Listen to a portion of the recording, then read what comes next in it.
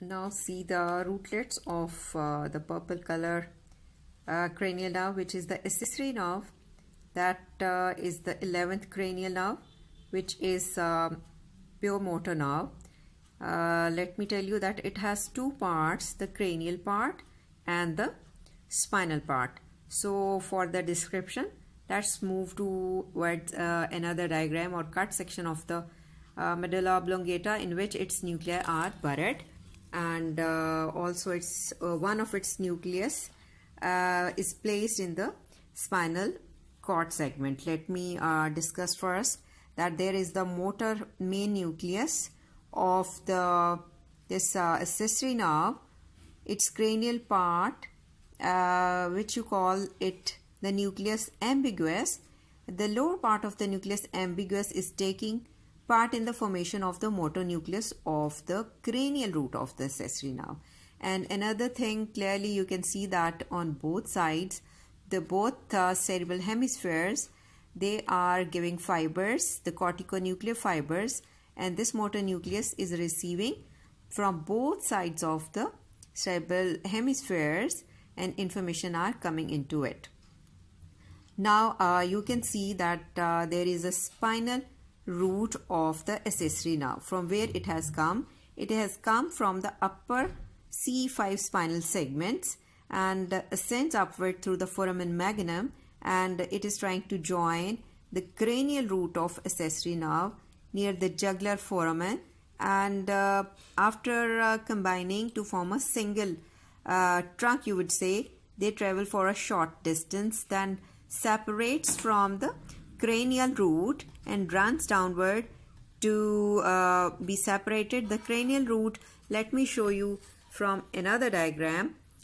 Here you can see that the cranial root of the accessory nerve is gonna join the vagus nerve for its distribution, and the spinal part of the accessory nerve for upper C5 spinal segment is going to supply your two main muscles of your neck, the sternocleidomastoid and the trapezius, where they are also doing its motor action. Okay, something about the nucleus ambiguous, which is a motor nucleus, and another nucleus, which is the nucleus of the tractus solitarius. I have mentioned so many times that there is the upper part of the nucleus ambiguous, the middle part of the nucleus ambiguous, and the lower part of the nucleus ambiguous. Why I'm talking about this? Because let me repeat that this upper part of the nucleus ambiguous is a part of or taking part in the nucleus formation of the glossopharyngeal nerve, and its middle part takes part in the nucleus of the vagus nerve, and the lower part of the nucleus ambiguous takes part in the nucleus of the accessory nerve. So 9th, 10th and 11th, these three nerves carry this motor nucleus of ambiguous with the detail that upper, middle and lower respectively. Same is the case with that of the nucleus of the tractus solitarius, that basically this nucleus is present in 7th, 9th and 10th cranial nerve, and the upper part is taking its contribution in the 7th cranial nerve, and the middle part is taking its contribution in the 9th cranial nerve, and the lower part takes in the formation of the nucleus of the vagus nerve.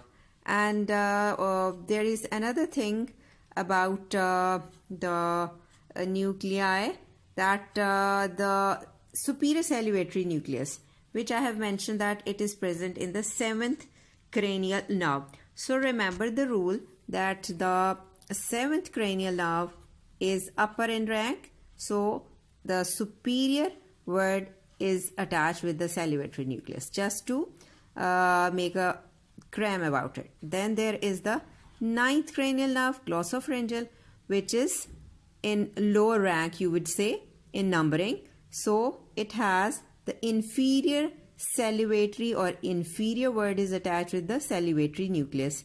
These are the things just to remember and to cram about the topic. Now this is about the last 12th cranial nerve, the hypoglossal nerve. You are looking into the cut section of the medulla oblongata where its nucleus is buried. So its motor nucleus, only one nucleus, that is the hypoglossal nucleus, and it receives fibers from the cerebral cortex, and you very well know that it's being a motor nerve. So the cells basically responsible for supplying the genoglossus muscle only receive corticonuclear fibers from the opposite cerebral hemispheres. This is important, and another thing about it, that the hypoglossal nerve during its course is joined by the C.N N fibers from the cervical plexus, and this nerve, as the name shows, it controls the movements and shape of the tongue. So this is the end of the cranial nerve and their nuclei.